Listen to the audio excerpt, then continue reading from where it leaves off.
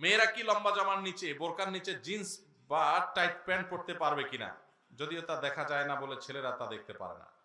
ও বলে যে ছেলেরা দেখতে পারে না। দেখুন,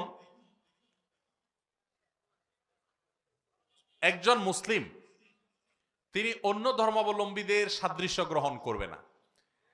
মুসলমান মেয়েরা তাদের পোশাক আশাকের নিজস্ব স্টাইল আছে না নাই?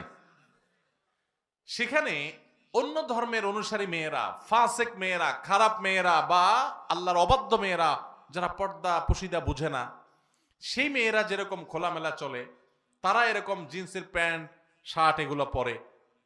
কেন মেয়েরা জিন্সের টাইট প্যান্ট পরে? কেন? এই কেনর উত্তর আমরা 100% মানুষ জানি। এই প্যান্টগুলো, টাইট প্যান্টগুলো কেন পরে, এটার উত্তর সবার জানা আছে না? কত নোংরামি হলে, কত কুরুচিপূর্ণ হলে, কত মানুষ